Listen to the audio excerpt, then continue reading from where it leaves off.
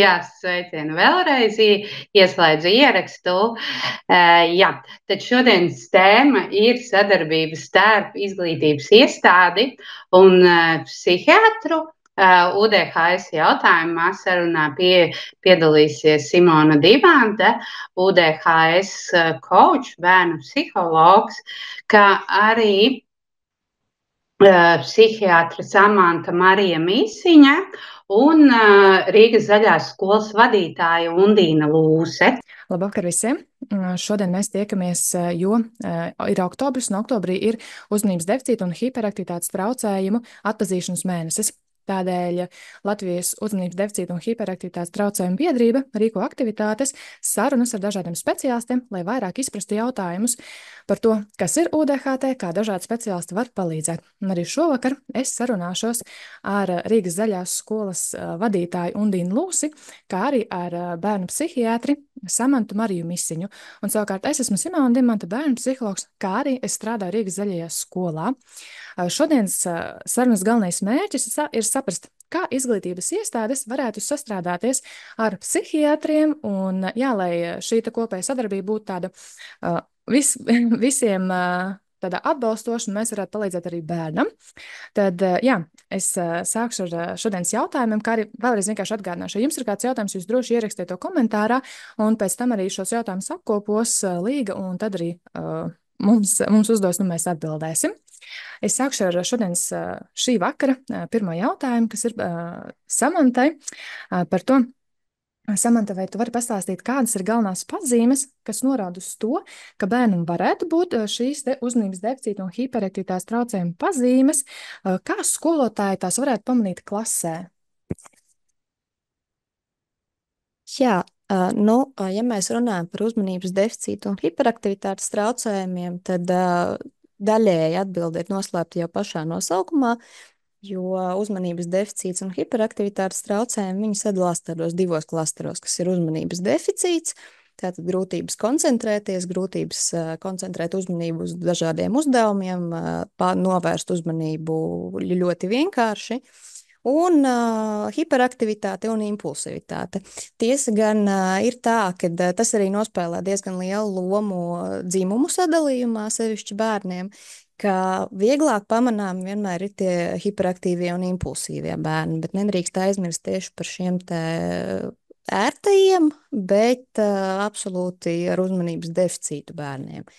Līdz ar to, tas, ko skolotāji noteikti pamanīs pirmo, tātad šie te hiperaktīvie podugāzēji, tā saucamie, jā, kuri tur taisa puķu podu barikādes, kuri tur šiverē pa gaiteņiem, ceļās ārpus savām vietām, staigā pa klasi stundas laikā, pārtrauc skolotāju, tāpēc, ka viņu smadzenēs tas jautājums gluži vienkārši aizpeldēs, ja viņi neuzdos viņu tūlīt un tagad. Un otrs ir tātad uzmanības deficīta bērni, kas sēž tālākajā solā pie loga un tāfelē, kamēr tiek rakstīts 2+2, viņi paskatās pa logu, tur Elvis no 4. B klases iet uz veikalu tajā mirklī, un tad, kad viņi pievēršās atpakaļ tāfelē, tad jau tur ir aizrakstīts pilnīgi viss, un viņiem nav skaidrs, kurā mirklī viņi aizpeldēja. Ko skolotāji varētu vērst uzmanību? Būtu ne tikai šie tādi simptomi, jā, kad uzmanības deficīts, grūtības koncentrēties, atstāja pusdarītus darbus, piemēram, aizpeltā uzmanība un ir jāatkārto uzdevuma noteikumi, piemēram, kā arī hiperaktivitāte, klasika, kas krīt acīs vienmēr, bet būtu jāpievērš uzmanība arī tam, vai ir trigeri.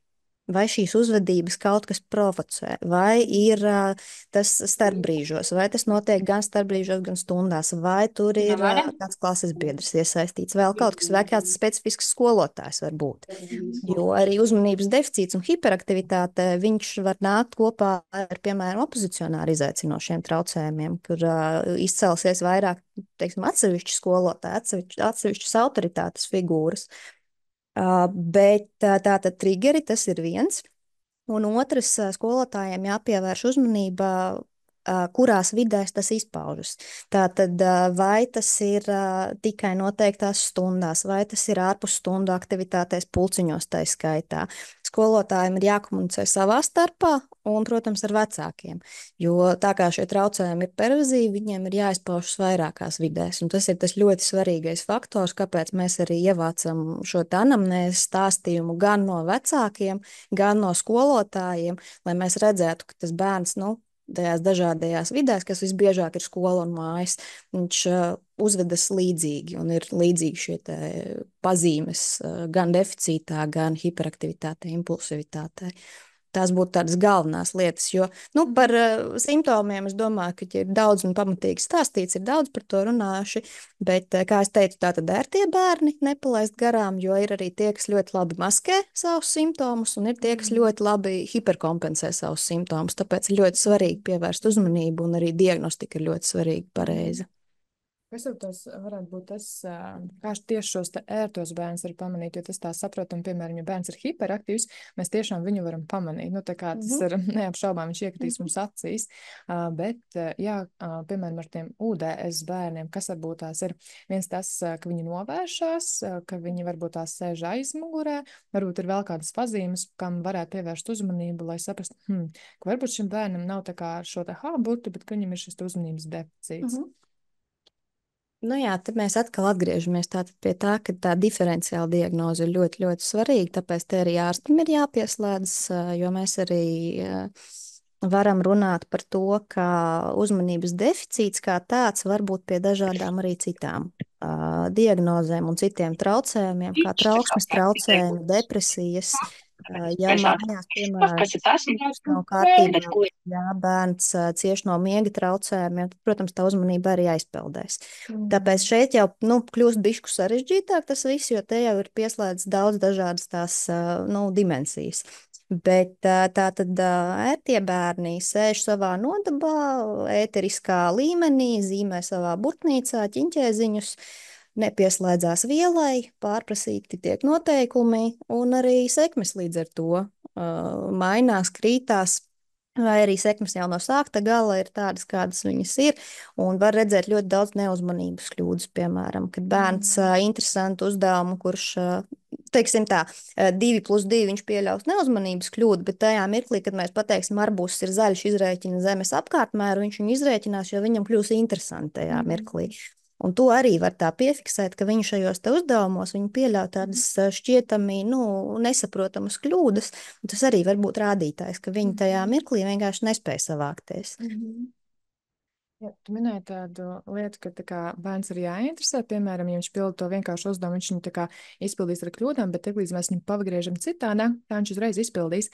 Un šeit nereti ir dzirdams no vecākiem, kad viņiem tā kā vērš uzmanību, ka bērnam iespējams ir uzmanības noturības grūtības, kas vienkārši būtu jāpārbauda, tad bieži vien nāk arī šī atbilde. Un tas īstenībā nav tikai no vecākiem, bet arī no pedagogiem, ka viņiem šķiet, ka bērns dara vienkārši tikai to, ko viņš vēlas. Un, jā, varbūt tur pastāstīt, kāpēc tā ir, kāpēc bērnam tieši viņš var darīt ilgi to, ko viņš, tas, kas viņam interesē, bet viņš, piemēram, nedarīs tās lietas, kas ir jādara, ko tas ir saistīts. Jā, šeit mēs būtībā pieslēdzamies jau klasiskajiem hiperfokusiem, kas ir ļoti tipiski uzmanības deficītam un hiperaktivitātei. Ko tas nozīmē? Uzmanības deficīta un hiperaktivitātes traucējumi, tie ir traucējumi, kuros ir iesaistīta mūsu frontālā daļa, mūsu dopamīna enerģiskā sistēma. Tātad dopamīns, mūsu motivācijas hormons, kurš liek mums justies ļoti forši, un mūs arī savāc. Tātad ļoti īsi par to apmēram, kā darbojās šajā UDHS gadījumā, tas tātad veselam cilvēkam šis dopamīna slieksnis atrodas kaut kur šeit, viņam pietiek ar domu, ka ja es tagad izdarīšu to vai šo, tad pēc tam man būs vairāk tortes iespējams nopirkt. Teiksim, ja es tagad aiziešu uz skolu, tad es mājās varēšu darīt to un to. Viņam pietiek ar šiem scenārijiem, kurus ģenerē viņa smadzenes, ka nākotnē būs vairāk baudas un prieka no tā, ko viņš dara. Tagad, kas īsti nesagādā šo baudu un prieku. UDHS smadzenēm šis slieksnis ir kaut kur šeit. Un tajā mirklī viņiem ar kaut kādu nākotnē viņiem vairs nepietiek. Viņiem prasās te un tagad, un viņiem prasās tas dopamīna lēciens uzreiz šeit un tūlītās. Un tāpēc pieslēdzas šie hiperfokusi, ka lietas, kas viņiem sagādā prieku, viņas rada šo dopamīnu lēcienu. Un šajā mirklī viņi savācas, viņi sasniedz to motivācijas slieksni, lai viņi varētu stundām ilgi darīt to, kas viņus interesē. Vai tas ir video par dinozauriem, vai Formula 1, vai tā ir kaut kāda zīmēšana, līmēšana. Viņi aizmirst, viņiem ieslēdzas laika aklums, viņiem nevajag vairs nēst, ne dzert, nav stolt, viņi vienkārši dara savu lietu. Un tad var rasties šis iespējas, ka tas, kas viņu interesē, tur viņš var savākties, un tad ir tas maldīgais iespējas, ka tātad te viņam uzmanības pietiek. Bet tas ir ļoti tipisks šis tāds otrs grāvis uzmanības deficītam, ka vienlaikus paradoksāli bērnam ir uzmanības deficīts, bet tāpat laikā uz šīs te ķīmijas fona viņam nav uzmanības deficīts tajās lietās, kas viņu interesē. Tu iepriekš minēji, ka ārstiem ir svarīgi, bērnu psihiatriem ir svarīgi, lai vecāki izstāsta, kā bērns uzvedās mājās, kā viņš, piemēram, uzvedās kaut kādos pulciņos, un kā viņš uzvedās skolā, un tikai tad, ja vairākās vietās ir novērojams šīs kaut kādas uzvedības grūtības vai koncentrēšanās grūtības, tad mēs varam runāt par to, ka tas ir UDHT. Šeit tagad tikko tu minēji, ka varbūt tā, ka bērns, ja viņš dara kaut ko interesantu, tad tās grūtības nav, jo viņam ir augstas dopamīns. Un tas ir tas, ko ļoti bieži saka vecāki, ka, jā, jūs sakat, ka skolā viņam ir grūtības, bet viņš, piemēram, aiziet uz kādu sporta nodarbību, un viņš iet uz treniņiem, un viņam tur viss ir kārtībā, un tur neviens neko tādu nenovēro, un mājās arī nenovēro, un tad faktiski nāk tā, ka tās grūtības ir tikai skolā. Bet skolā viņas ir tā kā ļoti izteiktas un ļoti uzkrītošas. Un ko tādā situācijā, tad, kā psihiatrs tad uz to skatās, ja vecāks saka, ka mājās nav, futbolā nav, piemēram, un skolā tomēr ir. Ko varbūt tās papildus jautājums pie ieviesēšanā? Ko varbūt skolotāji šajā gadījumā var darīt? Vai, kas būtu tāds pareizākais variants, ja skola redz, ka ir šīs te grūtības, kas būtu tie soļi, kas būtu jādara? Pirmkārt, jau pareizais solis ir tas, ka tiek runāts ar vecākiem, ka skola norāda uz to, uz konkrētiem. Ļoti labi, ja var norādīt konkrētus piemērus skolā, kurās situācijās tas ir, piemēram, Jānītis tur tajā mirklī, kad mēs lasām skaļi, tad viņš pazaudē to mirkli, kad ir jāpārslēdzās no blakus sēdētāja un jāsāk lasīt sava daļa. Ja? Tad jautājums ir par to arī, kādas ir ģimenes vērtības un ģimenes interpretācija par to, kas ir uzmanība, kas ir kārtībā un tam līdzīgi. Jo ir vecāki, kas uzskata savu bērnu par brīvdomātāju, par mākslinieku un īsti neieskatās tajā visā. Bet tomēr mēs dzīvojam sabiedrībā, kur ir noteiktas prasības, noteikti rāmji, un tajā mirklī tas ir ļoti tipiski uzmanības deficītam un hiperaktivitātei, ka tajā mirklī, kad tiek iepazīstināti rāmji, tajā mirklī sākās grūtības, tajā mirklī kļūt grūti gan bērnam, gan apkārtējiem. Jo kamēr rāmju nav, viņš tajā savā ēteriskajā stāvoklī arī peld. Bet ko līdz viņam ir jānosēž 40 minūtes tajā skolas solā, tā sākas. Un tie paši futbola treniņi, tad jautājums ir arī par tādām mazām niansēm, kā piemēram, labi, treniņā, piemēram, vai futbols vai nav svarīgi. Tātad treniņā viņš ir savācies, bet cik reizes, piemēram, sporta kurpes bija jāpērk jaunas. Cik reizes sporta tērps palika plauktā un bija jābrauc atpakaļ. Cik reizes tur, skolas biedrs bija tas, kurš aizdeva zīmuļus, penāļus, šņores, hokeja nūjai, pārtinamos un tā tālāk. Šādas te nianses nereti tiek palaistas arī garām īstenībā, jo tā ir tāda sadzīviska lieta. Vai arī mājās, teiksim, ja bērns, jo tā kā UDHS izpaužas no agras bērnības, tad tas ļoti viegli ir, to sākt pieņemt kā tādu bērna būtību vienkārši. Bet, ja bērns zaudē cimdiņus regulāri, ja bērnam ir cimdiņi jāpiešuj pie piedurknēm, tad tas arī var būt tāds maziņš rādītājs, ka var būt, ka viņam ir šie uzmanības deficīta momenti. Tāpēc mājās, tas kļūst grūtāk, jo mājās tas ir jau vecāku tāda individuālā skatījuma jautājums. Bet skolai vienalga neraugoties uz to ir jārunā, jo, ja bērnam ir grūtības skolā, neatkarīgi no tā māju apstākļiem, tas nemaina faktu, ka ir grūtības skolā, un ar to ir jāstrādā. Un ja skola redz, ka viņu resursi tajā mirklī beidzās, un viņi redz, ka tur sākas, piemēram, psihiatra vai psihologa kompetence, tad viņiem arī būtu jāvēršās pie šiem speciālistiem, jo, kā es teicu, labi, tas varbūt nebūs UDHS, bet tā var būt trauksme, tas var būt bezmiegs, tie var būt dažādi citi traucējumi, kas īstenībā bērnam šajā mirklī ir aktuāli. Ja viņam ir grūti, tad viņam ir grūti. Ja viņam mājās nav grūti, tas nemaina faktu, ka viņam skolā ir grūti un ir jāmeklē palīdzība. Tāpēc, jā, pirmā lieta, protams, ir runāt ar vecākiem. Jā, jā. Jā, ļoti svarīgi runāt ar vecākiem. Protams, ka ir svarīgi, ka skolotāji var kaut kādā veidā arī atpazīt un pamanīt, ka šis ir tas brīdis, tas laiks, kad noteikti ir jāved šīs sarunas. Es vēlos, Undīna, tev pajautāt šajā te Rīgas zaļajā skolā, kā jūs strādājat pie tā, lai atpazītu šīs pazīmes. Jā, kā jūs darbojaties, lai palīdzētu šiem te bērniem?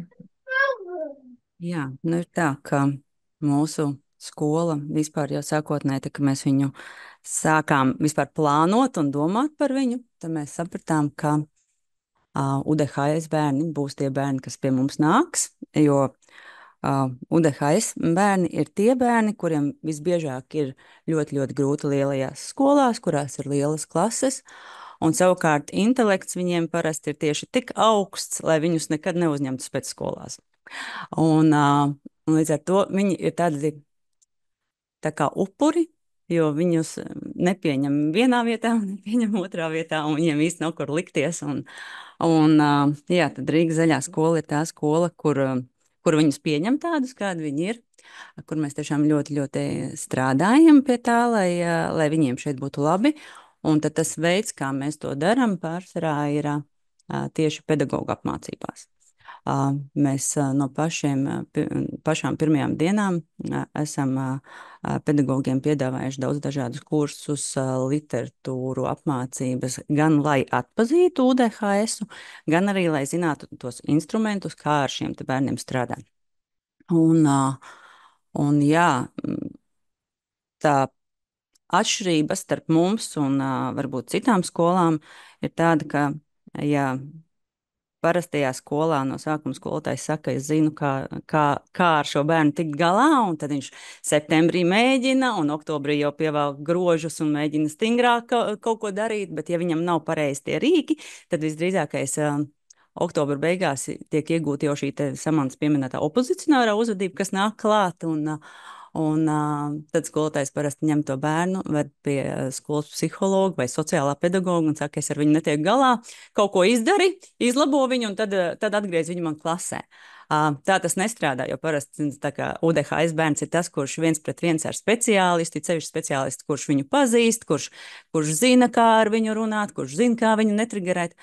Tur tās grūtības netiek novērotas. Un īsti jau tam speciālistam nav tas veids, kā tam bērnam palīdzēt, jo tās grūtības viņam ir klasē. Un tad tā mūsu doma ir tāda, ka mēs apmācam pedagogus, lai viņi zinātu, kā strādāt ar šo bērnu, un lai tam bērnam oktobra beigās nebūtu jānonāk speciālistu kabinetā. Tā kā, tas ir tas mūsu veids, kā mēs to darām. Jā, ļoti svarīgi šī apmācība ir, kad pedagogi arī izglītoti. Ja es noteikti no savas puses varu pieminēt arī, ka pie maniem, piemēram, nāk arī bērni, kuriem ir uzmanības deficīta un hiperaktivitātes traucējumi, kad ir lietas, ko noteikti var darīt psihologs. Un ir palīdzēt bērnam apgūt emociju regulāciju, lai viņš pats sev labāk atpazīst, palīdzēt pamanīt viņam tos triggerus, palīdzēt arī saprast, kurās situācijās viņam ir īpaši grūti, un kad viņam tiešām ir jāizmanto kaut kāda rīki, bet dienas beigās, ja mēs, piemēram, kabinetā iedodam viņam rīkus, bet viņš aiziet uz klasi, un skolotājs vienkārši nav zinošs, ka tas, kas bērnam ir šis uzmanības deficīta un hiperaktivitātes traucējumi, tad, principā, arī tas kabinetā darbs individuālais ir tāds, pilnībā nekam nevajadzīgs, un, jā, protams, ka bērnam būs jauki un patīkami, bet īstenībā tas var būt pat vēl sarežģītāk, jo bērnam kaut ko stāsta, kaut ko māca, bet viņš atnāk uz to vidi, un tur pilnīgi kaut kas pretējs, un viņam vēl lielāka ir tāda vilšanās, ka šities, ko man saka, man stāsta, ka man tas palīdzēs, bet nekā man tas nepalīdz. Tādēļ, jā, tā, pedagoga izglītošana ir ārkārtīgi nozīmīga. Jā, un tad es varu pieminēt atkal savukārt, ka tie pedagogi, kas mums ir no pagājušā gada, un konkrēti šī gada 3. klasītē, ir gan skolotāja, klases audzinātāja, gan skolotājs palīgs, un viņas pagājušajā gadā tiešām soli pa solim gāja pēc instrukcijas, kā strādāt klasē, kā veidot komandu, kā katru bērnam pašvērtējumu celt augšā un tā, un viņām bija, es nebaidos teikt, ka grūtākā mūsu skolas klase. Un šis ir tas brīdis, kad mēs redzam, ka tur ir pilnīgs miers, pilnīga harmonija, visi mācās, visi strukturēti seko stundas plānam līdzi un nav vispār faktiski vairs nekādas uzvedības grūtības. Un tas ir tāpēc, ka ir bijis zinošs pedagogs, kurš nav teicis, es zinu labāk, ko jūs man te nākot un stāstat, bet kurš tiešām ir bijis ieinteresēts apmācības procesā un darījis visu kā pēc formulas, un ir arī tas rezultāts. Jā. Tā kā tas tiešām strādā. Šeit arī varētu piebilst, ka man ļoti tiešām iepriecina to dzirdēt, jo, ja mēs runājam par tādu palīdzības sniegšanu bērniem, arī mēs psihiatri pieejam tam skatoties tādu tā kā piramīdu. Un tie pirmie soļi, tās pirmās galvenās divas lietas, tās ir prasmes un tā ir vide. Ka mēs tātad atpazīstam bērna stiprākās un vājākās puses, mēs stiprinam viņa vājās puses un mēs attīstam viņa stiprās puses. Tad mēs pieslēdzamies pie vides pielāgošanas, vai tas būs individuālais plāns skolā, vai tie būs speciālā pedagoga pakalpojumi, vai tā būs medpedkomisija galu galā, ja? Un tikai tad tas pats piramīdas augšgals ir medikamentozā terapija. Un tas mani iepriecina dzirdēt, ka tātad ar šo te prasmju un vides daļu tiek strādāts, jo tas arī lielā mērā īstenībā atvieglo arī mūsu psihiatra darbu, jo tajā mirklī, kad bērns pirmreizēji atnāk un nav mēģināts nekas no visa iepriekšējā, bet vecāki saka, ka lūk, mums skolotāja teica, ka ir brīnum tabletīte un iedodiet mums brīnum tabletīti, tad tas kļūst daudz sarežģītāk, jo īstenībā ar bērnu ir jāstrādā. Un strādāšana sākas mājās, un tad viņi turpinās skolā. Un tikai tad, kad mēs esam izdarījuši to, ko varam ar prasmēm un vidi, un saglabājas grūtības, ir traucējumi, bērns neiet uz priekšu, tad mēs varam jau pieslēgties tālāk ar šo te medikamentozo, piemēram, terapiju. Bet ir tiešām labi rādītāji arī UDHS bērniem, ka bez medikamentozās terapijas ar vides pielāgošanu var paveikt brīnums īstenībā. Tad es gribētu saprast, jo arī mūsu pieredze ir tāda, ka ir bērni, kuriem tiešām nostrādā tikai šī te vide un apmācītie pedagogi un tas mūsu komandas darbs. Un ir bērni, kuriem tomēr ir vajadzīga tā vēl papildus. Kas to nosaka? Būtībā tieši tā, kā es arī teicu, ka tajā mirklī, kad mēs esam izsmēluši šos savus iepriekšējos resursus, ja mēs esam pielāgojuši vidi, mēs esam izmēģinājuši individuālos plānus, izmēģinājuši speciālos pedagogus, psihologus. Bērns ir gājis uz dažādiem jau pulciņiem pie dažādiem speciālistiem. Varbūt bērnam pat ir kods medicīniski pedagoģiskās komisijas tajā mirklī jau. Un mēs vienalga redzam, ka mēs esam iestrēguši un neiet īsti uz priekšu, bērnam tas sagādā joprojām grūtības, tad tajā mirklī mēs tiešām varam pieslēgt šo te bērnu psihiatru, kurš tad var pieslēgties, piemēram, arī ar medikamentiem. Jo tā atžgārnā pieeja, viņa būtībā noslogo lielā mērā speciālistus, rezultātā tie, kuriem tiešām ir vajadzīga palīdzība, viņi gaida tajās rindās masīvajās. Bet, ja mēs apgriežam visu otrādi, tad sākam ar apkārtējo vidi un skolām un mājām, un tikai tad ejam uz priekšu, tas ir krietni produktīvāk un arī mazāk traumējoši tam pašam bērnam. Tas nosaka to, ka viena un tā pati vide vienam bērnam ir palīdzoša, un otram savukārt vajag vēl kaut kādu. Tā var būt gan bioķīmija, tas var būt temperaments, tas var būt tas, kas notiek mājās, audzināšanas īpatnības, bērna funkcionēšanas līmenis, tas kādus viņš aizsargmehānismus, lieto, cik lielā mērā viņš ir spējīgs pielāgoties, adaptēties jaunām vidēm, jo bērni arī ir dažādi, viņi var būt ļoti rigīdi un viņi var būt ļoti elastīgi dažādiem jaunumiem un jauninājumiem. Un UDHS bērni ir sevišķi jūtīgi pret šādām visādām vides izmaiņām un tam līdzīgi. Tā pati maskēšana, cik ļoti labi viņiem padodas, cik viņi hiperkompensējoši ir. Varbūt viņi ir perfekcionisti, ideālisti, viņiem tas sagādā nežēlīgu trauksmi, bet viņi ielien tajos rāmjos. Bet, tātad, jā, tas var būt temperaments, tā var būt audzināšana, tas var būt tas, ko viņš dara skolā, ko viņš dara ārpus skolas. Un ķīmijas jautājumi, protams, tas ir ļoti individuāls. tāds pasākums, tāpēc, ir jāmeklē šī individuālā pieeja, bet to izdarot, mēs varam nonākt pie kaut kāda rezultāta, un kā jau, mēs arī runājam, šis principā ir komandas darbs. Tur, kur viena resursa sāk izbeigties, mēs pieslēdzam otrus, un tad kopā mēs varam tikt pie šī perfektās receptes, kā bērnam palīdzēt. Man vēl viens jautājums tieši par to iespējamo sadarbību, ja mēs runājam par to, ka tas ir komandas darbs. Kā skolai nonākt līdz psihiatram, ja vecāks dzīvo, piemēram, noliekumā un saka, ka nē, viņa bērnam viss ir kārtībā, vai arī mēdz būt gadījumi, ka skola, piemēram, uzraksta psihiatram šo ziņojumu, izziņu par bērnu uzvedību, bet vecāks psihiatram viņu neiesniedz. Viņš aiziet, viņš izstāsta savu versiju par to, kādas bērnam ir vai nav grūtības. Psihiatrs savukārt izziņā savā izrakstā uzraksta, ka pagaidām tur mēģināts to, kas viss jau ir iespējams mēģināts un vienkārši nav bijis palīdzoši. Un vecāks atnes to izziņu atpakaļ uz skolu un saka, kur psihiatrs teica, ka bērnam viss ir kārtībā, nekāda diagnoze nav un tālāk tas strādājot. Vai ir kaut kāds veids, kā skola var nodot psihiatram informāciju, tā kā patiešo vai kaut kā tā? Jā, būtībā šāda slepena veida nav. Jo informācija tā tomēr ir sensitīva, tā ir datu aizsardzība, tas ir bērna un viņa vecāku tāds kompetence. Bet, ja mēs runājam par ļoti radikāliem gadījumiem, protams, ka ir arī bijušas situācijas, kur var iesaistīt sociālos dienestus, bāriņtiesas un tam līdzīgi. Jo, nesniegdot palīdzību bērnam, tas teorētiski tā ir tāda, atstāšana bezpalīdzīgā stāvoklī. Bet tas ir tiešām tādos ekstrēmos gadījumos, un arī mūsu atbildīgās iestādes, viņas nav tipiski pieradušas ar šādiem gadījumiem strādāt. Šajā gadījumā ir jārunā ar vecākiem, ir jāmeklē pieeja, kā tikt, aizklauvēties līdz tam vecākam un likt viņam, saprast, ka ir nepieciešama šī palīdzība. Un, protams, kā es teicu, labākie varianti ir caur piemēriem.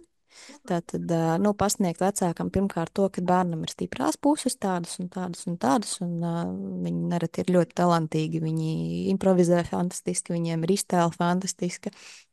Un tad vienkārši strādāt pie tā, ka tomēr mēs redzam šādas un šādas situācijas, kurās mēs redzam potenciālu, ka mēs varam palīdzēt šim bērnam, un tā vislabākā palīdzība būtu speciālistu iesaiste. Diemžēl esošajā sistēmā, tas ir tas, kā mēs varam strādāt, jā, jo, protams, nav iespējams tā, ka jūs, teiksim, piezvanat man un paziņojat par šādu personu, nosaucat personas datus un atsūtat info, tas, diemžēl, nav iespējams mums, jā, tā, ka, tas ir tāds vairāk vecāku sirdsapziņas un speciālistu jau treniņa un neatlaidības jautājums šādā gadījumā. Jā, mēs esam pārunājuši ārkārtīgi tāds vērtīgs jautājums, kur bieži izskan mums ikdienā gan skolā, un noteikti zinu, ka arī tie, kas klausās, gan pedagogi, gan vecāki, ka arī šie jautājumi ir aktuāli. Es vēlos atgādināt, ja kādam klausītājam ir jautājumi, droši rakstiet komentāros, un arī, ja Līga tad apskatīsies, un tad mēs arī viņus atbildēsim. Mēs jau runājam par to, ka tās pazīmes, kas norāda to, ka bērnam varētu būt uzmanības deficīta un hiperaktivitātes traucējumi, varbūt saistīts arī ar citām lietām.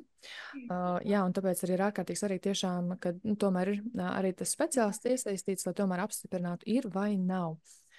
Šeit arī atkal ir tāda grūtība, ko mēs piedzīvojam ikdienā, ka ir grūti atrast veidu, kā pastāstīt tādā formā, ka vecāki būtu atvērti, ka būtu labi aiziet pie psihiatra.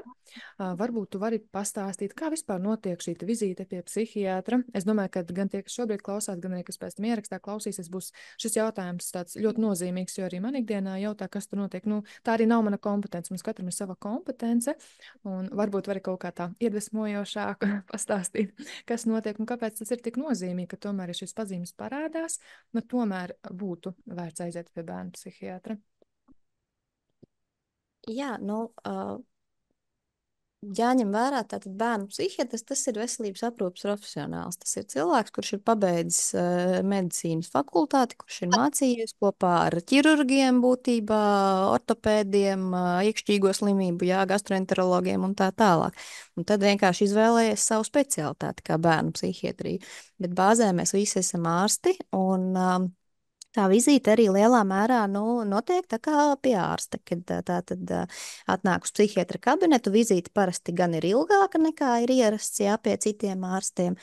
Un tad tā vizīte būtībā sākas ar tā saucamo anamnēzes ievākšanu, ka mēs ievācam stāstu par tātad, kā dzīvē ir gājis šim te bērniņam, sākot jau no grūtniecības iestāšanās līdz pat tam brīdim, kad viņi ir nonākuši pie mums, ar kādām sūdzībām, kas ir viņiem aktuāli pat labi un kā mēs varētu viņiem palīdzēt. Tad vai nu notiek saruna, piemēram, tikai ar bērnu vai arī tikai ar vecākiem. Tas ir atkarīgs no psihiatra, no bērna, no vecuma, no dažādām individuālajām īpatnībām.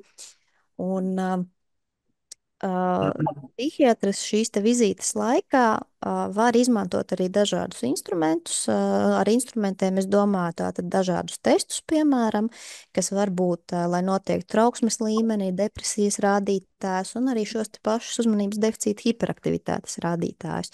Reizēm vecākam iedot to tā kā mājas darbu, un tad nākamajā vizītē izvērtē. Reizēm vecāks savā nodabā ņemās un pilda to tekstu, kamēr ar bērnu mēs strādājam. Un tad jau tālāk notiek tā saruna par to, kā mēs varētu ievirzīt tālāk šo te palīdzības sniegšanu, kāda būtu tās vecāka ekspektācijas, ko viņi paredz no mums, un kāda būtu mūsu tas labākā nostāja par to, kā palīdzēt bērnam, kas nevienmēr varbūt sakritīs ar šīm te vecāka ekspektācijām, jo, kā es saku, tā tad atnāk un prasa brīnum tabletīti, bet reizēm ir jāsāk ar nevis brīnum tabletīti, bet gan ar vidi, ar prasmēm un tā tālāk. Jā, un būtībā tā arī ir tā mūsu vizīte. Tas ir tas, ko mēs darām. Nekādi bubuļi, nekādas šausmas. Visi esam cilvēki, visi esam speciālisti un profesionāļi savā jomā, un līdz ar to tā vizīte arī, parasti ir tāda diezgan nepiespiestā gaisotnē, es pat teiktu. Dažus tas pat pārsteidz mūsdienās, jo, protams, tā ir stigmatizēta nozare, daudz dažādi stereotipi valda, un gan iepriekšējās varas, gan iepriekšējās sistēmas tajā visā ir piestrādājušas un roku pielikušas, un tāpēc cilvēki mēdz baidīties, vērsties pie psihiatra, baidās no visādiem sarakstiem, no nokļūšanas kaut kādās listēs un par autovadītāja tiesībām, baidās par visādām licencēm un tam līdzīgi. Tad mēs arī mierinam, ka mēs vairs nedzīvojam laikos, kad šie saraksti bija par laimi, un 21. gadsimtā šādi saraksti nav. Un arī, ja bērns gribēs vadīt auto, viņš vadīs auto, to noteiks tā komisija, kas būs tur un redzēs viņu tur. Nevis kaut kāda 2015. gadā uztaisīts viens ieraksts pie bērnu psihiatra, tad, kad bērnam tiešām bija grūti un bija vajadzīga palīdzība. Jā, tad tā tikšanās notiek tādā organiskā, ekoloģiskā procesā, kad ir notiek šī saruna, ievākt informāciju un attiecīgi tā situācija, tad tiek arī papildus varbūt tās veikts kāds izvērtēšanas. Jā, bieži vien ir dzirdami tādi vārdi, ka vecāki saka, ka, ja bērns tā kā, pa sienām nestaigā, tad jau viņam noteikti nav šis uzmanības deficīta un hiperaktivitātes traucējumi. Vai, tas jautājums ir, kāpēc varētu tā teikt? Un, tā kā vai ir iespējams, ka, ja bērnam tiešām ir uzmanības deficīta un hiperaktivitātes traucējumi, ka to kabinetā tā kā, nespēja noteikt? Es ceru, ka spēj, un tas vienkārši reizēm ir jautājums arī par vizīšu skaitu.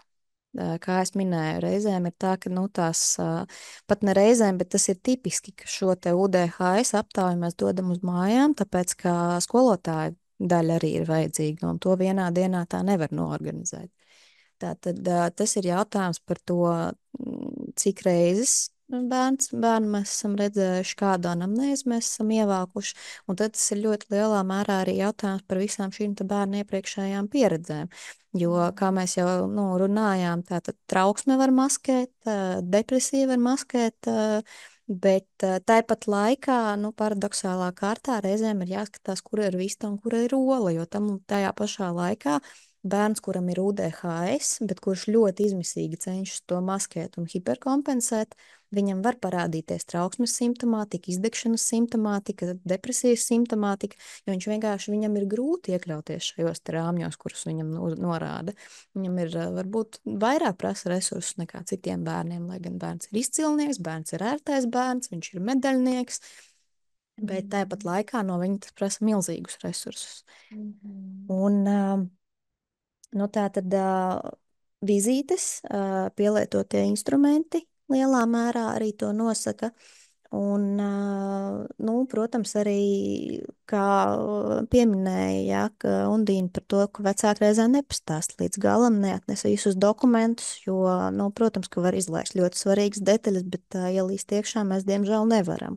Tādos mirkļos saprotams, ka tas var sajaukt galvu, sevišķi, ja, kā mēs runājām, ir bērni, kuriem nav hiperaktivitāte, kuri negāž podus kabinetā, tad viņš tur savā nodabā peld un viņš kabinetā ir mierīgs. Viņš darbojās, vai tieši hiperkompensētie maskējošie bērni, kuri pilnīgi rātni sēž, tajā mirklī smuki atbild uz jautājumiem, viņi ir labi iemācīti atbildēt uz jautājumiem, un tajā mirklī, diemžēl mēs vairs nevaram tā, kad ierāpties iekšā tajā mājas vidē, tajā skolas vidē un redzēt to visu. Jā, tad būtībā saprotu to, ka nevarētu būt tā, ka pēc teikuma, ka ja bērns pa sienām nerāpo, tā kā tas tā pārnestās nozīmē, bet tas, ko mēs saprotam, ka ja šim bērnam neparādās hiperaktivitāte kabinetā, tas nenozīmē, ka viņam nav uzmanības deficīta un hiperaktivitātes traucējumi. Kad, kā tikko pastāstīja, tad ir noteikta procedūra, kādā veidā iet cauri izvērtēšanai, un tad, ja vecāks aiziet pie psihiatra, viņam būtu šis te jāpiedzīvo, kad ir noteikts laiks un noteikts process, kā šis te notiek. Atkarīgs no situācijas. Tās pašas anketas, ja mēs, piemēram, redzam, ka vecākiem uz anketās uz visu ir atbildēts nē, vai arī var būt, bet skolotājiem viss tur ir sarkans un visur lec ārā karodziņi, ka ir nepieciešama palīdzība, tad mēs, protams, aizdomāsimies par to, kas tur varētu būt par lietu, jo vai tā tad tas ir tiešām UDHS un vecāku pusē kaut kāda interpretācija ir mainīta, vai arī skolotāja pusē tieši otrādi, jo skolotājiem arī dažādas interpretācijas mūsdienās par to, kas ir un kas nav rāpšanās pa sienām un kas ne. Bet mēs arī aizdomāsimies par to, vai tā nav kāda no šīm pārējām diagnozēm, kā, labi, tātad tas izpaužas tikai skolā, tad jautājums, kas notiek skolā, varbūt bērns piedzīvo mobbingu skolā, varbūt bērns ir neizgulējies skolā, nepaēdis skolā, daudz dažādu faktoru, kas varbūt notiek tiešām tikai skolā, un tādā gadījumā tas nav jautājums par UDHS, tādā gadījumā tas ir jautājums par to, kas notiek skolā, un tad mēs tam arī varam pieslēgties, protams. Undīna, vēlos pajautāt tev, tā kā strādājot skolā, dienā redzot arī bērnus, kāda ir tev tā sajūta, kas tev varbūt trūkst ikdienā sadarbībā ar psihiatriem, un kā tev šķiet, kur būtu nepieciešami ar tās kaut kādu uzlabojumu, jā, kas tas ikdienā, kas tev varbūt tās trūkst? Tā, es domāju, ka tieši ar psihiatriem nav tā, ka tieši ar psihiatriem kaut kas trūktu. Drīzāk tieši tas, ko es iepriekš teicu, tā ķēdīte, lai tie posmi tiešām pareizi izietu, lai nebūtu tā, ka vecāki aiziet uz vienu vizīti un atnes uzreiz apakaļ izziņu par to, ka bērnam viss ir kārtībā. Un tā ir jūsu vaina. Mums gan tā nav bijis. Tā ir bijis Valmieras zaļajā skolā. Valmieras zaļajā skolā ir ilgāka pieredze nekā mums. Viņiem ir 12 gadi jau. Kamēr mēs esam tikai 2. gadu, līdz ar to es zinu tos viņu stāstus, un viņiem, diemžēl, viņiem ir tāds gadījums bijis, un es zinu arī no citiem kolēģiem citur Latvijā, citās Latvijas skolās, ka tāda sistēma ir, ka vecāks aiziet, un pēc tās vienas vizītes atnes to izziņu, un tas ir skolotājiem arī tā grūti pieņemams, jo viņiem šī saruna ar vecākiem nav bijusi viegla. Viņiem ir bijis jāpārdomā katrs vārds, lai neaizvainotu, lai neuztaisītos pa bubuli. Arī skolotājiem ir grūti vecākam paziņot to, ka bērnam iespējams ir kaut kādas grūtības, jo tā ir tāda tā kā tev ir jāatzīst, ka tu netiec galā. Un kā es kā profesionāls netikšu galā, man taču ir jātiek galā. Un visi gaida, ka es tikšu galā. Un tad skolotājs, kad viņš kā pāri un viņš saka vecākiem šos te vārdus, viņš tiešām pārdomā katru soli. Un tad, ja viņš nesaņem šo te palīdzību, viņš iespējams var zaudēt vismaz uz kādu laiku motivāciju. Tā kā mēģināt palīdzēt kādam citam, jo ir bailes no šīs neizdošanās un no tā, kas sabojās ar vecākiem attiecības. Tāpēc es domāju, varbūt, ka būtu labi, ja kaut kādā veidā tiktu strukturēta šī ķēdīte, ja vecāks aiziet pie psihiatra, un kas ir tie obligātie soļi, kas, piemēram, psihiatram ir jāveic, pat ja ir kaut kāds vismazākās aizdomas, piemēram, par to UDHS. Tā kā varbūt, ka tiešām ir kaut kāda anketa, ko varētu vecākiem lūgt jau no skolas, jau pirms pirmās vizītes sagatavot tajā brīdī, kad vecāks piezvana, piemēram, lai pieteiktos vizītē pie psihiatra, kas ir rindas, ir garas rindas, mēs zinām, ka ir jāgaida. Ļoti reti ir tādas iespējas tikt uzreiz, ja tur kāds ir atteicies. Un tas ir tas laiks, ko varētu, piemēram, izmantot, ka mēs jums nosūtīsim veidlapu uz e-pastu, vai jūs varētu palūgt, lai skola aizpild, jo tad mēs tajā brīdī, kad mēs pirmo reizi tiksimies, jau būs sagatavots kaut kāds mājas darbs. Tas ir tas, es domāju, kas varētu būt palīdzoši. Jā. Šeit vienkārši pieminot, varbūt tās, kā ar psihologiem, kad veic izpēti, tad ir tā, ka arī nodot privāti skolotājiem, nevis vecāks. Tā kā vecākam viņš viņu nodod, bet privāti aizlīmētā aploksnā viņš nedrīkst viņu atvērt, un nekad arī parasti nevar. Mēs tā kā varam redzēt, ka tā informācija nav pieejama vecākam, ko ir norādījis šis skolotājs, vai arī citādā veidā vienkārši tad, ja psihologam ir iespēja, tad viņš nodod privāti tieši pedagogam, un līdz ar to arī tad ir, tiešām ir tas darbs ir tāds vieglāks, tāpēc, kad ir tā informācija arī no pedagoga, un tad mēs skaidri zinām, ka no skolas ir tā informācija, bet saprot, psihiatrijā iespējams ir citādāk, tā ir cita varbūt tās veida šī te arī sistēmas daļa, kā mums ir jāsadarbojas, bet tas, ko Undīna varbūt tās teica, ka tiešām skolotājiem ir jāizdomā tie pareizie vārdi, kā šo informāciju pasniegt, un tas, ko mēs iepriekš runājām, ka tas ir komandas darbs, tas nenotiek tikai vienā vidē, pat ja tā problēma ir vienā vidē, ja mēs redzam, ka skolā bērnam ir ārkārtīgi grūti, visbiežāk viņam ir nepieciešams individuāls darbs, tāpēc, ka visbiežāk tur ir tas pašvērtējums jau pazemināts, un ja viņš nonāk tādā izaicinošā vidē, kur no viņa sagaida diezgan daudz skolā, pedagogiem varbūt ekstra tas izaicinājums, un tie resursi ir tik, cik ir. Tādēļ arī no tās speciālas puses arī ļoti svarīgi, ka visi ir zinoši un izglītoti un seko līdzi jaunākajām tendencēm un izglītojās, lai atpazītu arī paši šīs pazīmes un spētu arī tiešām noteikt, vai bērnam ir vai nav, vai norādīt, lai tad arī tiešām tās visas puses var strādāt.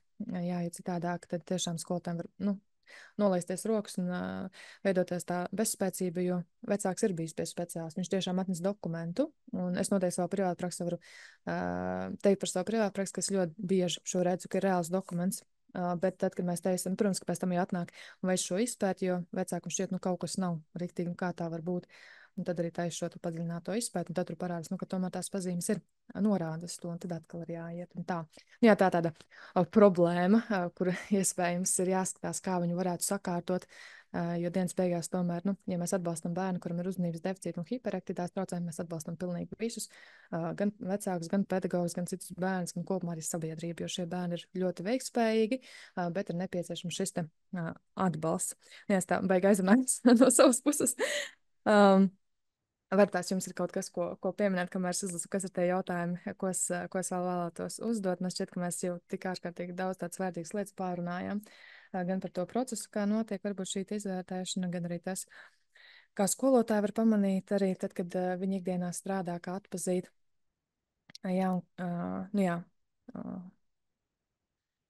Ātri iziet caur saviem jautājumiem. Jā, mēs arī pārunājam to, kāda varētu būt tie soļi. Tie soļi ir tādi, kādi ir. Varbūt tās ir jautājumi ierakstīti, un tad mēs arī varam atbildēt. Līga, vai ir kāds jautājums? Jā, šobrīd ir 3 jautājumi. Tā, pirmais būs, kā UDHS mainās bērnam pieaugot. Interesē tieši pirmsskolas vecums. Jautājums ir par to, kā bērniem pieaugot mainās UDHS. Tieši interesē par pirmsskolas vecumu. Es vienkārši domāju šo te jautājumu savā prātā un skaļi pasakot, ka bērns pieaug, tad, kad viņš pieaug, viņš ir liels, un tad, kad viņš ir maziņš. Vai tas ir jautājums par to, kā mainās tās pazīmes? Nu, mēs pieņemsim, ka tas jautājums par to, kā tās pazīmes mainās, un tad varbūt Samanta arī pastāstīja. Jā,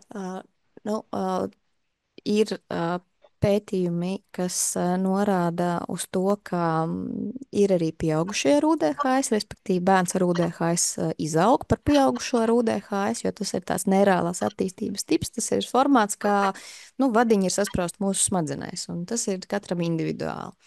Bet tajā pašā laikā mūsu pieres daiva turpina nobriest līdz pat pāri 20 gadu vecumam, kas nozīmē to, ka laika gaitā šī simptomātika arī bērnam augot, tāpat laikā no pārējot no bērnu dārza uz skolu un uz priekšu, šī simptomātika viņa var mainīties, viņa var gan no vides būt atkarīga, gan no tās viņa pieredzes būt atkarīga. Un arī no tās frontālās daļas nobriešanas var būt atkarīga, kas nozīmē, ka vienkārši smadzenes nobriest katram mums savā tempā un savā individuālā veidā. Tāpat arī UDHS smadzenes var nobriest pietiekošā līmenī, lai bērnam un pieaugušiem tālākajā dzīvē tas nesagādātu grūtības. Tāpat laikā var būt arī gadījumi, kad bērns ar UDHS kļūst par pieaugušo ar UDHS, bet ļoti labi pielāgojās, jo viņš jau ir izgājis cauri tām prasmēm šai te vidē, viņš zina, kas viņam padodas, viņš zina, ko viņš vēlas savā dzīvē, ko viņš varbūt labāk nedarīs, kas viņam garlaikos un viņu sitīs ārā no sliedēm. Un viņi arī aiziet šajos te virzienos, un tajā mirklī var likties, ka cilvēkam vispār nav nekādu grūtību un problēmu, tāpēc, ka viņš ir savā vietā, savā laikā, un viņš ir perfekti pielāgojis šo te vidi ap sevi. Tāpēc arī vecākiem reizēm ir tā, ka sākot taujāt vecākus, mēs dzirdam UDHS simptomātiku arī vecākiem, bet viņi vienkārši ir izauguši par pieaugušajiem, kas to realitāti ap sevi ir aplocījuši tā, ka viņiem tas neizpaužās. Viņiem šķiet, ka viņiem nekāda simptomātika nav, jo viņi vairs nav tajos rāmjos, kur viņiem 40 minūtes jānosēž skolas solā. Viņi ir izvēlējušies, nezinu, kļūt par pasākumu kaut kādiem vadītājiem, kāds iet aktieru spēlē, kāds dara savu mīļāko lietu pie datoriem, vēl kaut ko, un tas vairs nav tik ļoti labi redzams. Un tāpat tātad arī ar bērnu, kad ja viņam mainās vide, ja viņš pāriet no bērnu dārza uz skolu un tur ir citādāka pieeja, tur ir citādāk pieeja viņa prasmēm, viņa stiprajām pusēm, tur ir citādāks atbalsts, tad arī var rasties šī sajūta, ka šie UDHS vispār vairs nav grūtības.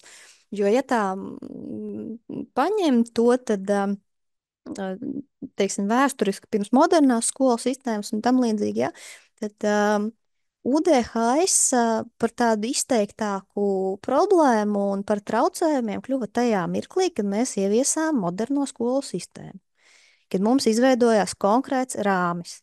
Līdz tam šie cilvēki sev pielāgoja vidi, paši pielāgojās ar prasmēm, un līdz ar to neviens nerunāja par to, ka man ir tas vai man ir šis. Visi zināja, ka bija riktīgais razbainieks tur vienā pagasta pusē, jā, un viena meitene sapņotāja otrā pagasta pusē, bet neviens nerunā par tiem kā par traucējumiem.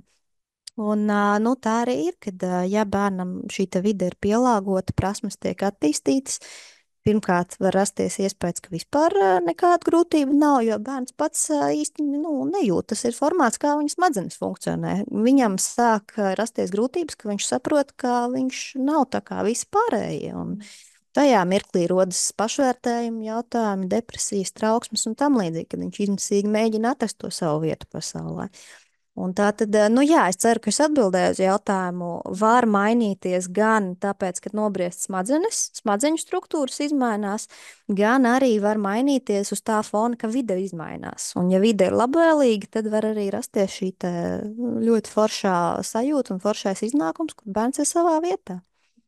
Tā gadījumā nav arī atbild uz jautājumu, kāpēc vecāki, piemēram, saka, ka mājās nav grūtības, vai nav tā, ka viņi vienkārši intuitīvi māk nolasīt, kas to bērnu varētu, piemēram, triggerēt, kas viņam varētu radīt grūtības, un ka viņi jau preventīvi tā kā izdara visu, lai nebūtu ne šīs te impulsivitātes, ne šīs te pārliekās emocijas kaut kādos brīžos, ka viņi jau laicīgi viņu brīdina un jau, tā kā ir atklājuši tos veidus, kā. Un tad, tāpēc viņi arī nesaskata tās grūtības. Viņiem liekas, ka viss ir kārtībā, kaut gan viņi īstenībā spēlē šahu un paredz visu laiku 3 gājienus uz priekšu un cenšas to ceļu nogludināt. Jā, tas arī ir viens no variantiem par to, ka mājās tā vide ir pilnīgi citādākā. Mājās varbūt viņam ir strukturēts dienas režīms, bet šis režīms ir strukturēts ar viņam interesējošām aktivitātēm, ar dažādiem treniņiem, zīmēšanām, gleznošanām, ģitārspēlēm un tā tālāk. Un ka vecāki tiešām varbūt intuitīvi jau ir pielāgojušies, tāpēc, ka, kā es minēju, bērnu pazīst jau no pavisam agra vecuma, un tāds viņš ir vienmēr bijis. Un šis te cimdiņu piešūšanas variants, jā, ka vecāki vienkārši jau ir pielāgojušies. Un tas arī ir variants. Tas ir, tad ir jājautā, kā iet skolā un kādi ir tie skolas rāmji. Jo, ja mēs iztēlojamies šo utopisko vidi, kur skolā tiek meklētas pieejas un viss, tad tā nevajadzētu būt, kā atšķirās. Bet, ja tiešām tā ir klasiskā skolas vide, kur ir 32 bērni un katrs skolotājs ir ar saviem niķiem un stiķiem un īpatnībām, tad tā gan var būt. Laiku atpakaļ grāmatu, kas ir Latvijas izpēta bērnu attīstības psiholoģija, Anika Miltus un Sandra Sebra, un tur par pusauģu attīstības vecumposmu bija rakstīts, kā apmēram ap 12 gadu vecumu pēkšņi ir tāds dopamīna pieplūdums. Un tur bija arī rakstīts, ka tas var būt par iemeslu, kādēļ šīs te pazīmes var arī samazināties, ja, piemēram, bērnam ir uzmanības deficīta un hiperaktivitātes traucējumi. Bet tur bija rakstīts arī, ka ir gadījumi, kad var būt tieši pretēji, ka vēl intensīvāk var palikt tā uzvedība. Varbūt tās var nokomentēt šo. Tad mēs atkal jau atgriežamies pie tā smadzeņu nobriešanas. Tātad smadzenes sāk nobriest, smadzenes sāk mainīties, viņas sāk pielāgoties. Un līdz ar to var rasties sajūta, ka tiešām simptomi mazinās. Otrs variants, ka paliek sliktāk, bet jautājums, vai nav tā, ka paliek sliktāk, tāpēc, ka ir nomainījusies klase, ir nomainījies klases audzinātājs, ļoti daudz mainīgo faktoru tajā mirklī pieslēdzās. Jo šie te lūzuma punkti ļoti izteiktie uzmanības deficīta hiperaktivitātei ir tieši maiņas.